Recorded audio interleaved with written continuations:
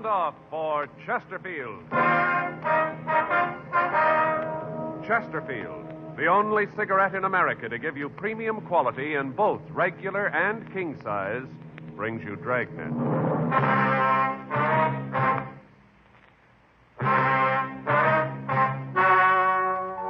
Ladies and gentlemen, the story you are about to hear is true. The names have been changed to protect the innocent.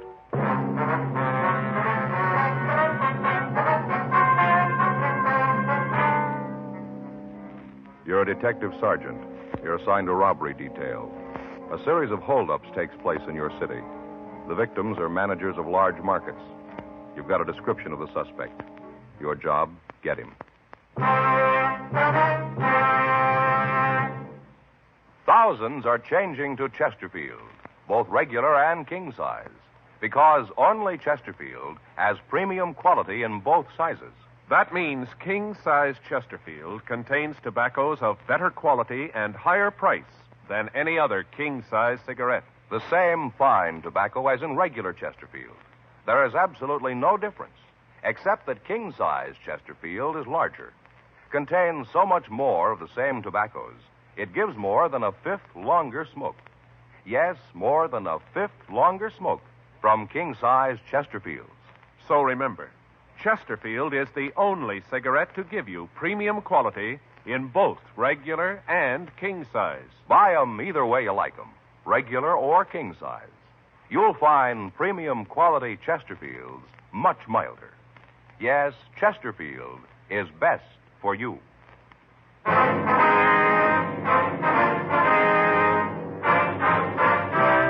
Dragnet, the documented drama of an actual crime. For the next 30 minutes, in cooperation with the Los Angeles Police Department, you will travel step by step on the side of the law through an actual case transcribed from official police files. From beginning to end, from crime to punishment, Dragnet is the story of your police force in action. It was Thursday, February 7th. It was raining in Los Angeles. We were working the day watch out of robbery detail. My partner's Frank Smith. The boss is Captain Didion. My name's Friday. I was on the way back from R&I, and it was 8:42 a.m. when I got to room 27A. Robbery. Hey, you, Joe? Yeah. Where you been? Down to R&I. Oh, I'm sorry I'm late. No, there's no problem. Couldn't get the car started. The battery was dead. I had to call the gas station and have them get me started. Well, don't worry about it. It's okay. Anything here in the book? No.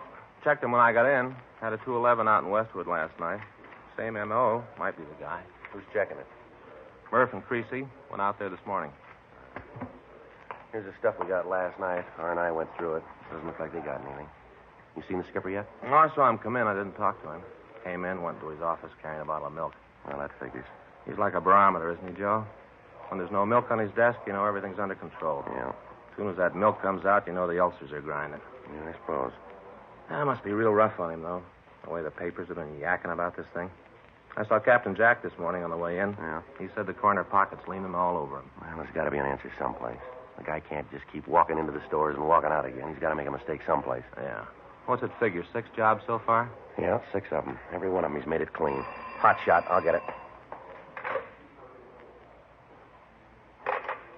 Well, those figures were wrong. Yeah? He just made it 7.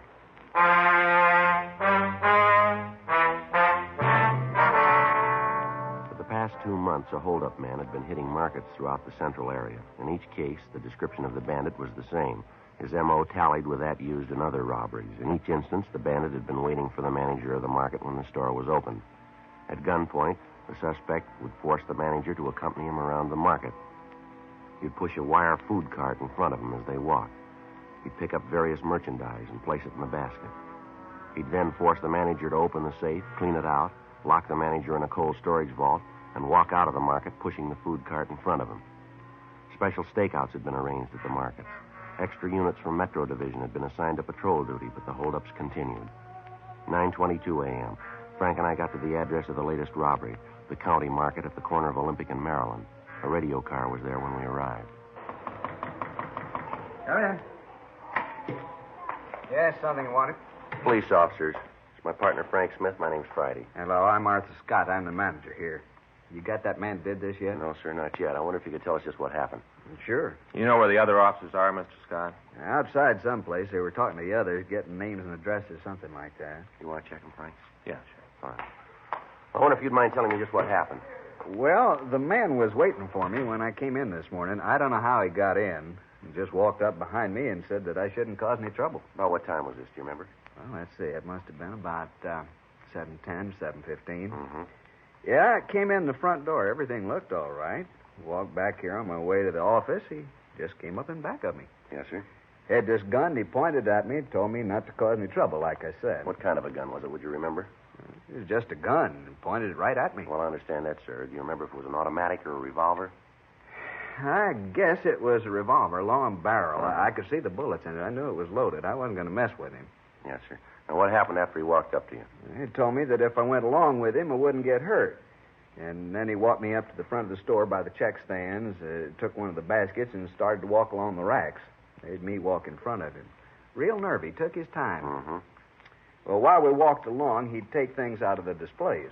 Well, what kind of things? Well, different kind of cheeses, caviar. Took some special artichoke hearts. Things cost $1.50 a jar. Expensive. Yes, sir. What did the man look like, Mr. Scott? Can you give us any kind of a description? Well, that's kind of hard. He had on this big overcoat and a brown hat pulled down, and then the black mask over his face. I couldn't get a very good look at him. Well, how old would you say he was? Oh, boy, I'd have to guess on that. Maybe 50, 55. Looked that old anyway. About all I could see was the bottom part of his face, like he was pretty old. Mm-hmm. How about the color of his eyes? Could you see them? Yeah, through the mask, they were blue. Real light blue, kind of watery. About how tall would you say he was? Maybe 5'2" or 3. Short little man. Mm-hmm. How about his weight? Real little, like I said. I don't think he weighed more than 130. That'd be outside, too. Was there anything unusual about him? Anything at all that you could remember? No, not that I can remember. Anything in the way he talked? Some accent of any kind? Anything like that? No, nothing at all there. Mm-hmm. How about the coat he was wearing? What color was that? Do you remember? It was a dark brown, sort of a herringbone. Looked real old, like it'd been worn for a long time, kind of frayed around the edges of the cuffs. You know, around here like this, and the buttonholes on the coat were all torn, too. Oh, excuse me. Yes, sir. Go right ahead. Scott? Yeah. How much? Yeah, and how much a case? Mm-hmm. That's not too bad. Yeah, we'll order 25 cases of it, huh? We'll use it as a loss leader this weekend. Okay. Well, don't bother me about it now. You do what you think. Okay. Seems like nobody can do anything but you. Give people a little responsibility, they hardly ever know how to use it. Yes, sir. What if you'd go ahead with your story? Hmm? Well, right after this man picked up the food? Oh, well, at first I thought he was going to take that. And then I got thinking about the stuff in the papers. You know about the Black Mask Bandit? Yes, sir. Well, I got thinking about that, and then I knew who he was. I tried to get as much information about him as I could. Not much, anyway. About this time must have been 7:30 or so. Jack Thomas came in. He works in the vegetable department. And right away, this guy said for him to get in the back. You mean back here? No, back in the meat department. Put him right in the refrigerator. Well, what about the other employees? What happened when they came in? He'd make them get back in the refrigerator. Cold. People were pretty lucky. Being as how it was cold outside, most of them had coats on. Would have froze if they didn't have. I understand. Customers, too. They'd come in, he'd put them in the refrigerator. There was 14 people in there when he got through. A couple of kids, too. Came in with their mothers. I see. Well, then he took me back to the safe, made me open it. I thought about saying no, but it's a little safe, you know, down low. Yes, sir. Well, I knelt down to work the combination. I looked up at him, had the gun pointed right at my head.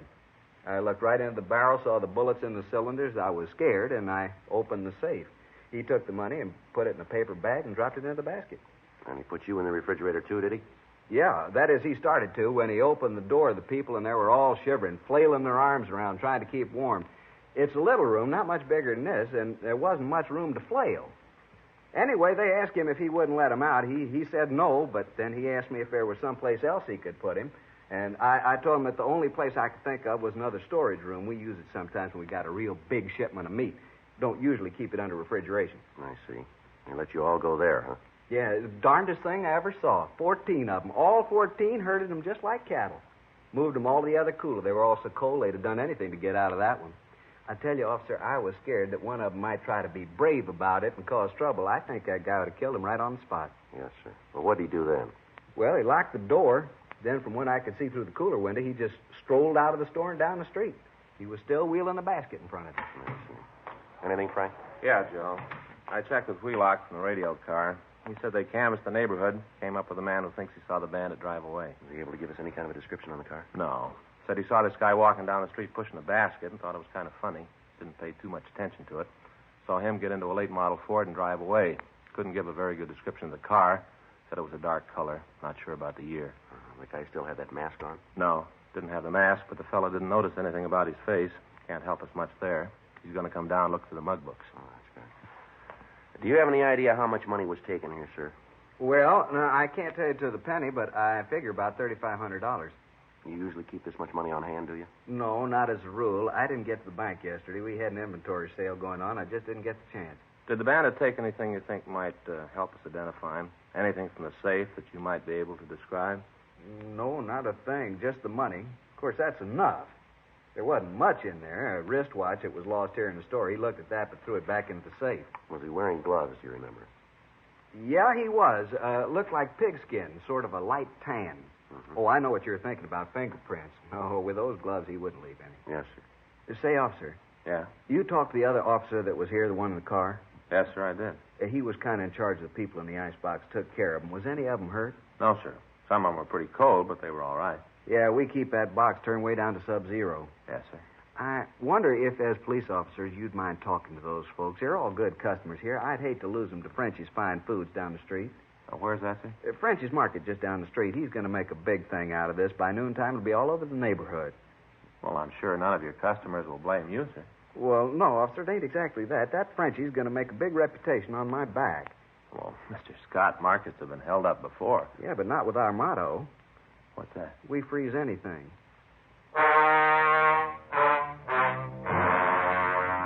9:46 a.m. Frank and I continued to talk to Arthur Scott. We questioned him about the actions of the hold-up man, but he was unable to give us any new information.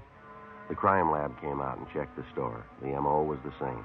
He'd entered through a rear window. Tool marks were found. Photographs were taken. No other physical evidence was found. 10:14 a.m. We drove back to the office and checked with Captain Didion. 3 other teams of men were assigned to help us in interviewing the people who had been locked up in the refrigerator. None of them could add anything to what we already knew. Because of the age of the bandit and the smoothness with which he operated, we had a hunch that he might have served some time in a state prison. Frank and I checked out a trip car and drove up to Folsom Penitentiary. We checked with Warden Heinze and told him what we wanted. For the next 2 days, we checked the prison files. We got several possible leads, but when we got back to Los Angeles, none of them led anywhere. Tuesday, February 12th, 8:49 a.m. We checked with Captain Didion. Well, you come up with anything? No, not a thing, Skipper. We checked them all out. Nothing. How much longer do you figure it's going to take you to come up with something we can use? We're doing everything we can. We've run down every lead. They all go nowhere. Yeah, I know. I've been telling the corner pocket that all month. It doesn't prove a thing, and they aren't buying it anymore. Well, Frank and I got an idea, Skipper. It's kind of wild, but might turn it. Well, let's hear it. Well, if you take a look at the map over here. In the last 2 months, he's hit 7 places here. Here, through here, and up and through here. Not much of a pattern, but maybe there's enough to work on here. Mm-hmm. From the way he's worked in the past, he's going to be waiting in the stores when the manager comes in. So the problem is to find some way to check the managers after they first get to the stores. So? Well, so most of the stores open about 8 o'clock. From what we've been able to check out, the managers get in about, 6:30 to 7. We make arrangements for them to call the office after they're in the stores, and they've checked them through. How are you going to work the calling? Well, Frank and I figured that if we could stagger the call, so we'd get one at, say, 6:30, next one at 6:31 or 6:32, and so forth. We allow them 5 minutes leeway. If we haven't heard from them in that time, then we know something's wrong, sir. How many men do you figure you're going to need to do this? Well, maybe 2, 3 other teams. Those and the men from Metro that we have now. It's wild, Skipper, but it's about the only thing we got left. How long will it take you to check with the store owners? Well, maybe 2, 3 days. We figured that we'd keep it in this area right over here. It seems to be maybe where he'll hit next. Is all we can. Now, just a minute. Robbery, Didion. Yeah. When? They sure about the ammo? Mm-hmm. Description? Send it in, will you? Right. Better enlarge that area. What do you mean? You just hit in Sacramento.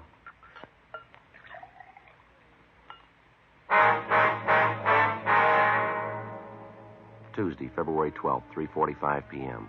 Frank and I talked on the phone to Fritz Kaminsky, chief of police in Sacramento. He told us that the market bandit went through the same sequence of events that had characterized his operations in Los Angeles. First, he took several food items from the display stands in the store, and then he forced the manager to open the safe. After robbing the safe, the thief locked the manager in a meat refrigeration locker and left the store. A witness in the neighborhood saw the suspect leave the store and said that he'd escaped in a late-model dark Ford sedan. He was unable to give us much of a description of the man, but he said that he was elderly, small, and that he'd been dressed in a brown overcoat and a brown hat, and he wore a black mask. There could be little doubt that it was the same man who had been hitting the markets in the Southland. Wednesday, February 13th, Frank and I checked out a trip car and we drove up to Sacramento. We talked with the victim and with the witness. Both of them were unable to find the thief's picture in the mug books. Stakeouts were arranged on the markets in the Sacramento area, and additional bulletins were gotten out on the Ford sedan. Frank and I returned to Los Angeles and started to set up the plan that we discussed with Captain Didion. Each of the store managers agreed to cooperate, and starting the morning of February 18th, the plan was put into operation. 3 weeks passed. The bandit failed to hit again. March 18th, 6:37 a.m. Robbery, Murphy. What's that number? Yes. Robbery, Smith. Yes, sir. Okay, thanks. Number 38, okay. Right. Still no word from 34. We better get ready to roll on it. Let's see. That's that supermarket on Palmetto Avenue. That's right. Let's go. Murph. Yeah? Catch the rest of the calls, will you? Yeah, sure, Joe. What do you think, Joe? I don't know. Let's find out.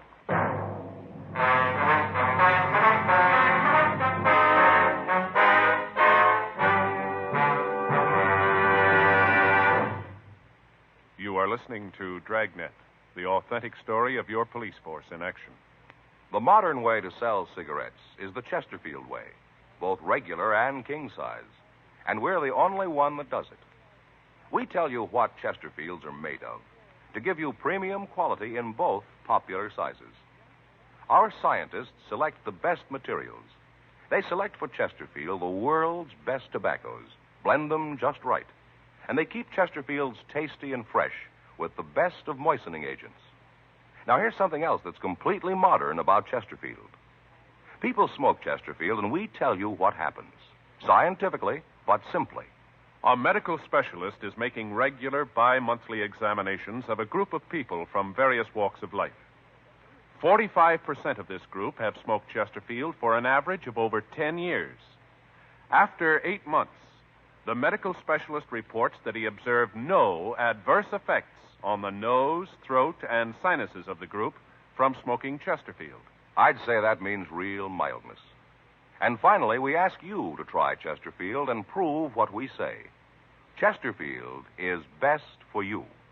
They're much milder, to give you all the pleasure that the modern cigarette can give.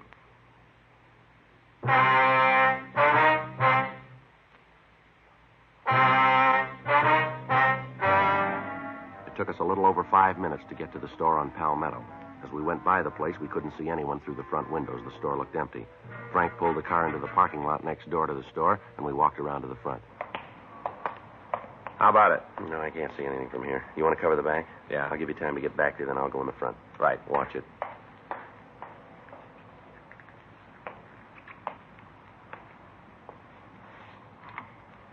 I tell you, I don't know the combination. I don't want any trouble. I'm trying to be nice. I don't want to hurt you.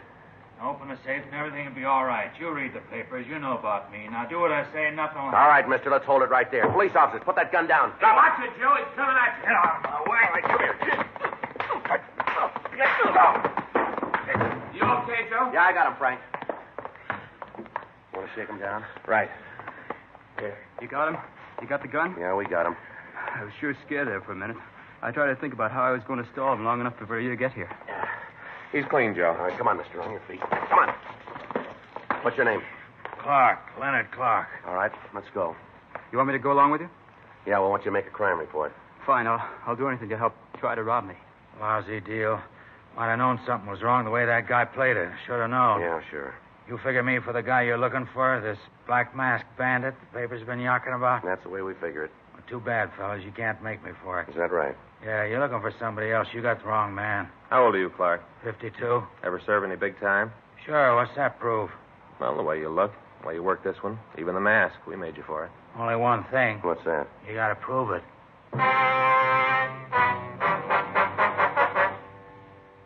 8:30 a.m. We took Leonard Clark downtown to the city hall. We talked to him for about an hour. He admitted trying to hold up the market, but he insisted that he was not the Black Masked Bandit. He told us that he'd read about the holdups in the paper and that it seemed like an easy way to pull a robbery. He told us that he'd used a pinch bar to jimmy a rear window in the market, and then he entered the place. He told us that he'd waited for the manager to come in, and then he tried to get him to open the safe. Sergeants Murphy and Creasy went out to his home. They found nothing there to tie him in with the other robberies.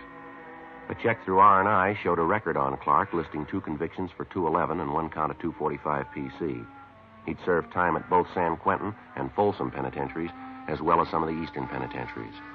Mug shots of Clark were shown to the victims of the Black Masked Bandit, and they said that it was a possibility that he could be the man who'd robbed them.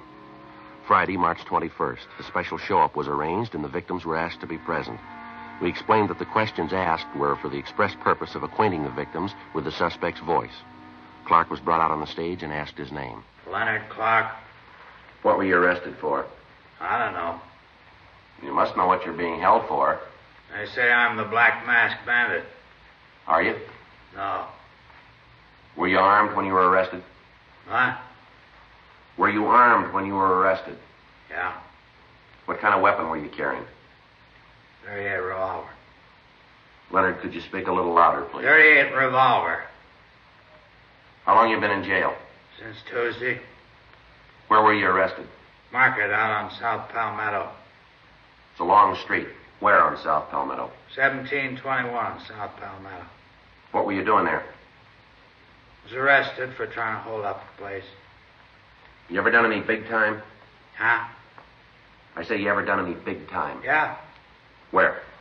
At Q, Folsom. What'd you do the time for, Leonard? Which time? Well, let's take them in order. How about Quentin? 5 to life for robbery. How about Folsom? Same thing. You owe any time now? Yeah, I'm on parole. Joe. Yeah. Ask him to turn around, will you? The victims can't see him too good. All right. Leonard, take a quarter turn to your left. No, Leonard, to your left. All right. Now another quarter turn. Another quarter turn. Now another quarter turn. No, same way. Another quarter turn. Now face the front, Leonard. Where do you live? Out in Hollywood. Where? Corner of DeLongpre and Monroe, apartment house. It's a good-sized corner. Which apartment? Ashley Arms, apartment 604. What do you do for a living? I'm a carpenter. A what? Carpenter, I said. You work steady? Yeah. Who do you work for? I'm a carpenter for a contractor named Gagely. Now look straight, will you, Leonard? Straight ahead. Yeah. You remember where you were on February 7th? That was a Thursday. No.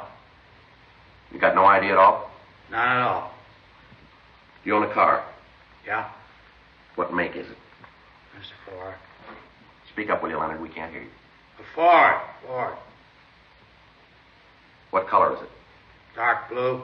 What year? 1950. All right, Leonard. Now, would you step over to the side of the stage? No, the other way. Side of the stage. How's it look, Frank? Nothing yet. Manager at the county market seems to think it's him. The others aren't sure. Yeah. Well, maybe when we get the coat and mask on, it'll help. Those clothes, Leonard, are they yours? Yeah, they're mine. How about that mask? That belong to you, too? Yeah. Would you put the mask on? Well, just put it on. That's it. Now put the hat on. Not the way you usually wear it? That's right. All right. Take a quarter turn to your left. No, Leonard, your left. That's it. Now again. And again. Once more. All right, now face forward. Now all the way around. Come on, Leonard. Straight forward out this. That's it. No. Now repeat these words. Just be quiet and you won't get hurt. Just be quiet. You won't get hurt. Now say, open the safe and don't cause any trouble. Open the safe. Don't cause any A trouble. little louder, Leonard. Open the safe and don't cause any trouble. All right, Leonard, you can take the mask off. How many times have you been arrested? I don't know. About how many times would you say? Maybe 15, something like that. What'd you fall for? Suspicion. Suspicion of what? A lot of things. They didn't nail me for. How old are you now, Leonard? 52. How old were you when you were arrested the first time? 16. You've had quite a life, haven't you? Yeah, I fell among evil companions. All right, Leonard, that's all. How about it, Mr. Scott? I can't be sure, Sergeant, but I think that's the man. Can I see a minute, Joe? Scott just gave a tentative identification. Yeah, well, he's the only one. What do you mean? The others say we got the wrong man.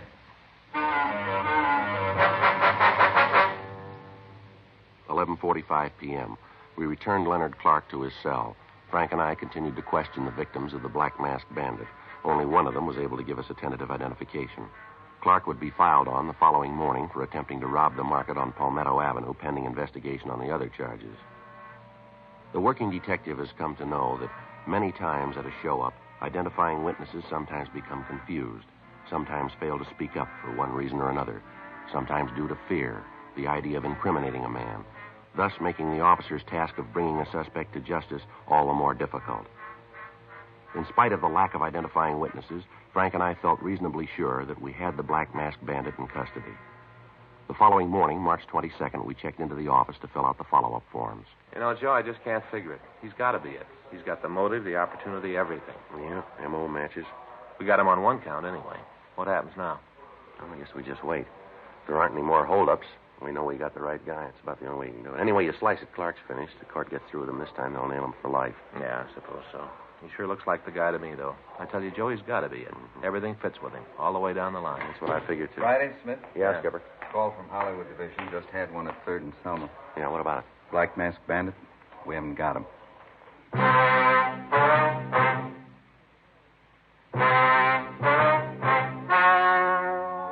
The story you have just heard was true.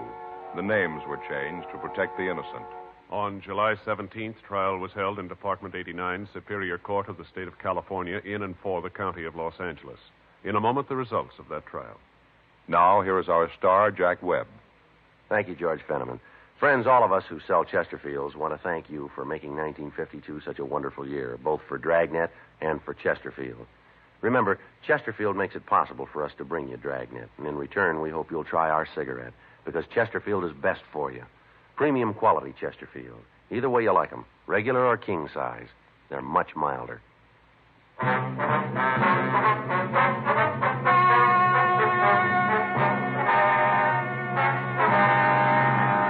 Leonard Stanley Clark was tried and convicted of attempted robbery.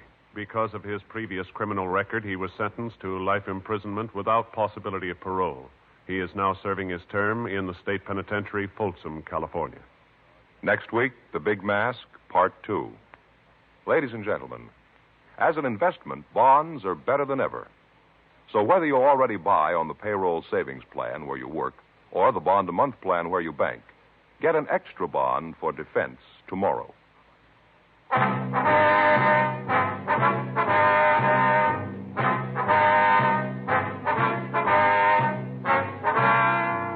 You have just heard Dragnet, a series of authentic cases from official files. Technical advice comes from the Office of Chief of Police W.H. Parker, Los Angeles Police Department. Technical advisors, Captain Jack Donahoe, Sergeant Marty Wynn, Sergeant Vance Brasher. Heard tonight were Ben Alexander, Whit Connor, Harry Bartell. Script by John Robinson. Music by Walter Schumann. Hal Gibney speaking. Sound off for Chesterfield. Either way you like 'em, regular or king size, you'll find premium quality Chesterfields much milder. Chesterfield has brought you Dragnet, transcribed from Los Angeles.